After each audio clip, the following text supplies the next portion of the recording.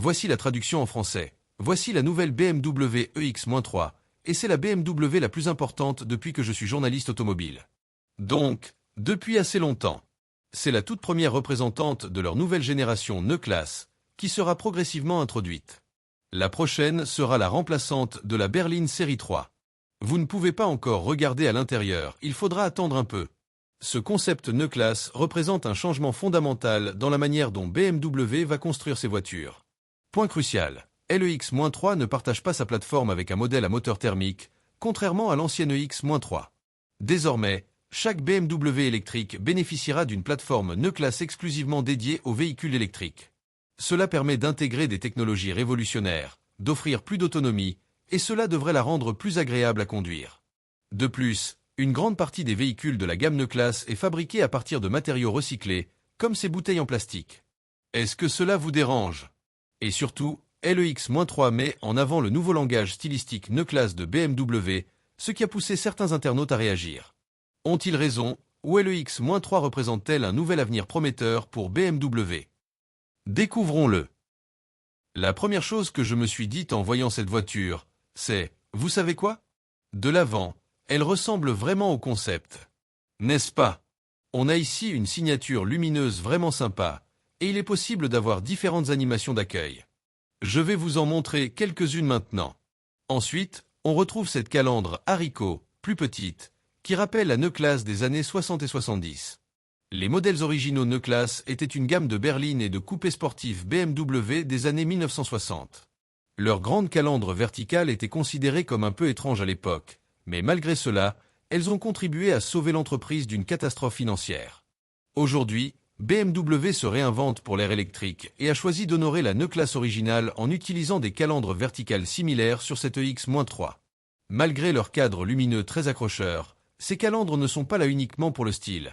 Elles intègrent aussi de nombreux capteurs pour les aides à la conduite. En descendant le long du flanc, on trouve des airbreaders, destinés à canaliser l'air autour des roues afin d'améliorer l'aérodynamisme, évidemment crucial pour une voiture électrique. Plus bas, voici la prise d'air inférieure pour le refroidissement de la batterie, qui peut se fermer lorsque le refroidissement n'est pas nécessaire afin d'optimiser encore l'aérodynamisme. Si vous regardez le capot, vous remarquerez qu'il est légèrement creusé ici. Cela permet une fois de plus d'améliorer le flux d'air. Et ça donne aussi un look plutôt sympa, non? Mais le point le plus important à noter, c'est ceci. BMW a redessiné son logo. Et ils l'ont fait bien mieux qu'Audi.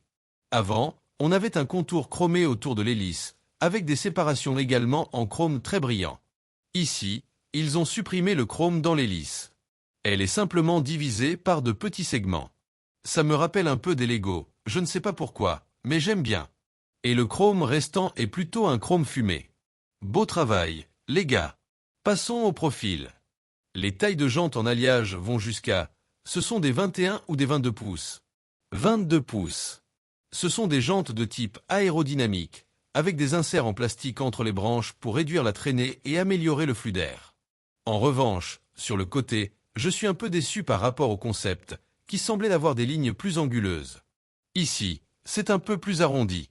C'est dommage, car même si j'adore l'avant, très moderne, le profil est un peu moins spectaculaire. Cela dit, on a des poignées de porte affleurantes. Contrairement à certains systèmes similaires chez d'autres constructeurs, j'aime beaucoup leur fonctionnement. On appuie ici, la poignée sort. On ne tire même pas dessus, la voiture détecte simplement la pression et ouvre la porte. J'aime bien ça. Et j'apprécie aussi le fait qu'on n'ait pas de petite caméra à la place des rétroviseurs. Ce sont de vrais rétroviseurs classiques. Un petit côté old school. En bas, la ligne latérale se fond dans la carrosserie avec ce pli marqué.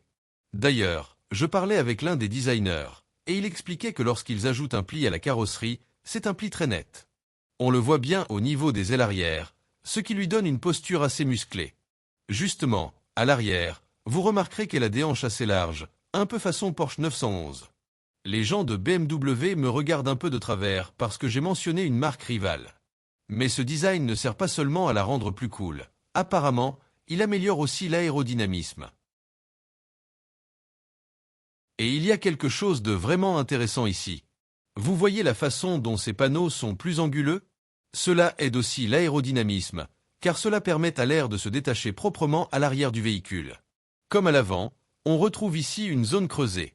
Elle fonctionne avec cet élément pour améliorer l'écoulement de l'air à l'arrière de la voiture. On a également un diffuseur arrière. Ces éléments-là ne servent à rien, ils sont censés imiter des tunnels Venturi, mais ils n'ont aucune fonction réelle. En revanche, sous la voiture, le plancher est complètement plat, tout autour, ce qui améliore encore une fois le flux d'air et réduit la traînée. À l'arrière, on trouve ces énormes feux arrière. Là aussi, ils peuvent afficher différentes signatures lumineuses selon les paramètres choisis dans la voiture. Voici un aperçu. Au total, le coefficient de traînée de cette voiture est de 0,24 CD, ce qui correspond apparemment à celui d'une BMW i4. Évidemment, étant un SUV plus haut, on pourrait s'attendre à plus de traînée. C'est donc vraiment impressionnant d'avoir atteint le même niveau. Moins de traînée signifie plus d'autonomie, et BMW annonce que le X-3 peut parcourir jusqu'à 500 miles avec une charge complète, soit environ 200 miles de plus que l'ancienne X-3. Mais en plus de son nouvel aérodynamisme, cette voiture dispose d'une batterie très ingénieuse. Pour commencer, elle est énorme, 180 kWh, soit à peu près la même capacité que celle d'une BMW i7. Mais elle utilise aussi de nouvelles cellules plus légères, qui permettent une recharge beaucoup plus rapide. J'expliquerai cela plus en détail plus tard, mais d'abord, allons découvrir l'habitacle de LEX-3. Visuellement, cet intérieur est assez spectaculaire. Il impressionne davantage que l'extérieur. Tellement futuriste. Ce qui lui donne vraiment cet aspect futuriste, c'est cet affichage tête haute ingénieux. En gros, vous avez le pare-brise avec cette bande noire, ainsi qu'un capot assez surélevé. L'affichage se situe sous le capot, avec de petits projecteurs qui projettent les informations sur l'écran. On peut modifier certaines informations affichées à droite, mais celles directement devant vous, comme la vitesse, doivent obligatoirement être présentes pour des raisons légales. En plus de cet affichage panoramique sur toute la largeur, il y a aussi un affichage tête haute traditionnel qui projette des informations sur la partie principale du pare-brise, vous permettant de voir la route tout en lisant des données comme votre vitesse. On a vraiment l'impression d'être dans un vaisseau spatial. Pour être honnête, certaines informations affichées sont un peu inutiles et je pourrais m'en passer. Mais cela donne à la voiture une sensation de nouveauté et de différence. Ensuite, on a ce nouvel écran d'infodivertissement. Sa forme est intéressante. Je l'aime bien. C'est mieux qu'un simple écran façon iPad. Il est très réactif. Regardez ça. Les graphismes sont extrêmement nets. C'est très rapide. Oui, je sais qu'ils ont supprimé presque tous les boutons physiques. Donc tout se fait via l'écran ou par commande vocale, ce qui peut être un peu agaçant quand on règle la climatisation. Et oui, il faut ajuster les aérateurs via l'écran, ce qui est cool visuellement, mais moins simple qu'un petit bouton rotatif classique. Cela dit, le design est plus épuré. Pour revenir à l'écran d'infodivertissement, c'est une grande amélioration par rapport à l'ancien système BMW iDrive. Il s'était un peu égaré, c'était devenu très confus. Celui-ci est beaucoup plus simple. On peut ajouter différents raccourcis sur l'écran d'accueil. Et quand on va dans le menu « Voiture », on trouve tout ce dont on a besoin pour gérer les réglages en un seul endroit. C'est donc bien plus intuitif et plus rapide à utiliser qu'avant. Donc, Dieu merci pour ça. Et l'un des menus dans lesquels vous allez souvent aller, c'est celui des systèmes d'assistance. Désactivez l'alerte de limitation de vitesse. Off. Off. Au revoir. Il y a aussi d'autres choses que vous pouvez faire ici. Vous pouvez connecter votre téléphone sans fil avec Android Auto ou Apple CarPlay. Globalement, le système me semble être une grande amélioration. Ce qui est un peu moins amélioré, en revanche, c'est ceci, les boutons tactiles sur le volant. Je préfère de vrais boutons physiques avec un clic bien perceptible. Cela dit, ceux-ci ont un retour haptique assez marqué, bien meilleur que sur certains autres volants de concurrents. Ils vibrent vraiment, donc vous savez que vous avez appuyé au bon endroit. Et visuellement, ça fait futuriste. Le volant lui-même est très réussi. On dirait presque une commande de vaisseau spatial. Je l'aime beaucoup. Et heureusement, la qualité est en progrès par rapport aux BMW plus récentes. Les commodos de clignotants sont mieux amortis que sur quelque chose comme le nouveau X3, qui paraît un peu cheap à l'usage. Et ça compte, parce que c'est une pièce que l'on manipule souvent. On veut que ça paraisse haut de gamme. Après tout, c'est une BMW, une voiture chère. En parlant de matériaux, globalement, c'est vraiment très bien. Tous les matériaux que l'on touche en partie haute, comme ce tissu sur la planche de bord, sont très agréables. Ce n'est qu'en descendant un peu plus bas que l'on trouve des plastiques un peu plus durs et légèrement rugueux, mais sans donner une impression de bas de gamme. Les sièges, en revanche, ne font pas du tout cheap. Ils sont en cuir végan, et le toucher est vraiment agréable. Honnêtement, il n'y a aucune raison d'avoir du cuir animal si le résultat est aussi bon. Et regardez les appuis-têtes, ils sont assez originaux. Ils montent et avancent légèrement. Intéressant. Côté rangement, on a un espace ici en dessous. Une prise 12V à l'ancienne, on reste réaliste même dans une voiture aussi moderne. Le sélecteur de marche est là. 2 porte-gobelets, des ports USB-C et un chargeur sans fil. Il y a aussi un grand espace de rangement sous la console. La boîte à gants est assez petite. En revanche, les vides-poches de portière sont grands, donc pratiques. J'ai remarqué un détail. Le miroir de courtoisie est plutôt petit. En revanche, le rétroviseur intérieur, lui, ne l'est pas du tout. En réalité, il n'a même pas besoin d'être aussi grand, car la lunette arrière est assez petite. Ah, regardez! Il y a une caméra intégrée. Si j'appuie ici, on active un système de sécurité spécial. Toutes les caméras autour de la voiture peuvent enregistrer, un peu comme une dashcam à 360 degrés. Et pour la sécurité, vous pouvez vous connecter à la voiture via une application, comme avec une Tesla, et voir ce qui se passe autour du véhicule si quelqu'un tourne autour. Regardez l'espace à l'arrière. Il y a énormément de place pour les genoux. La garde au toit est également très bonne. Parfois, avec les voitures électriques, les batteries sous le plancher obligent à avoir les genoux un peu relevés. Mais ici, la position est naturelle, avec un bon soutien sous les cuisses. On peut aussi glisser les pieds sous le siège avant. C'est donc très confortable. Les dossiers sont inclinables.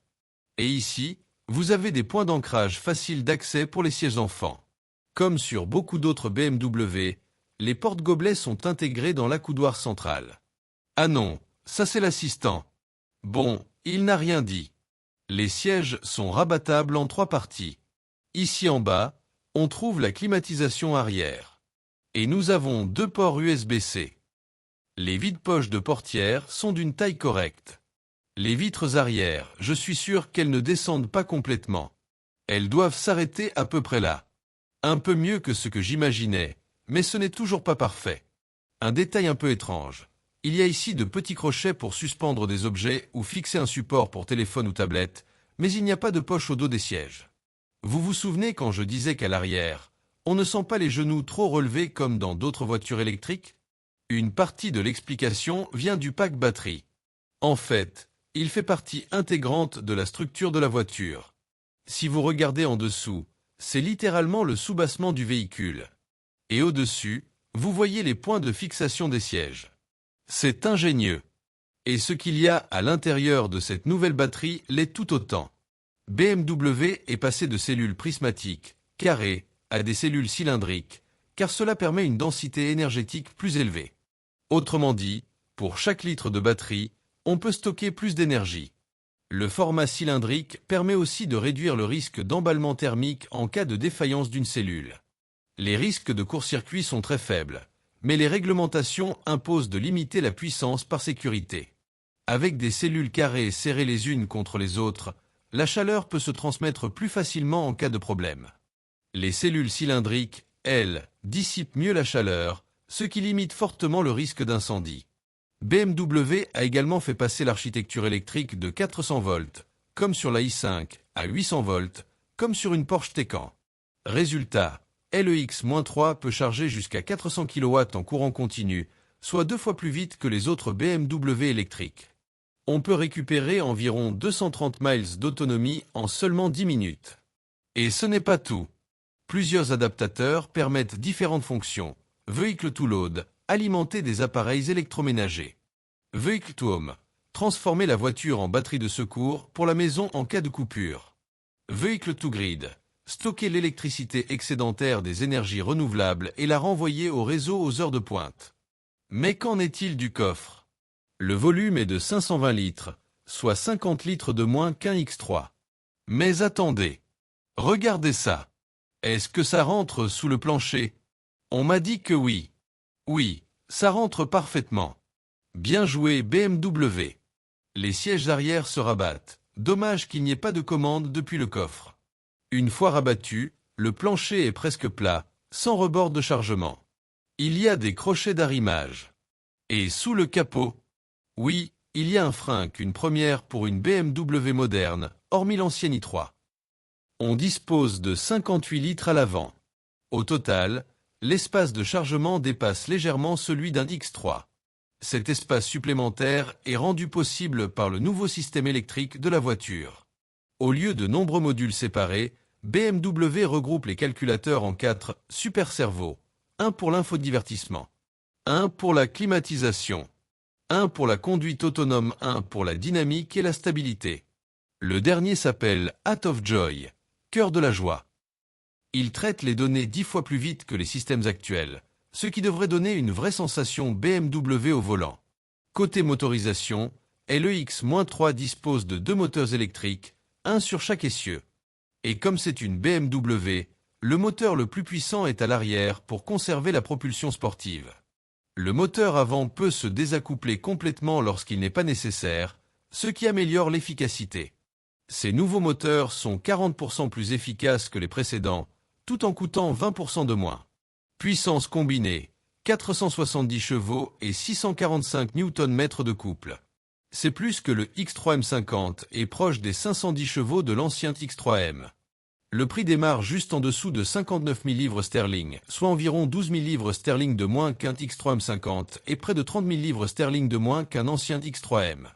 Les économies viennent aussi de matériaux recyclés, jantes en aluminium recyclées à 70%, cage du frein en plastique maritime recyclé à 30%, siège fabriqué à partir de bouteilles en plastique recyclé. BMW annonce une réduction de 42% des émissions de CO dans sa chaîne d'approvisionnement. Bien sûr, de nombreuses options seront disponibles. En conclusion, j'aime beaucoup l'avant. L'arrière aussi. Le profil latéral me convainc un peu moins comparé au concept. L'intérieur, en revanche, est fantastique. La technologie est impressionnante. Il sera très intéressant de voir l'autonomie réelle et de tester le fameux Heart of Joy sur route. Pour ne pas manquer ça, abonnez-vous à la chaîne. Merci d'avoir regardé et à la prochaine.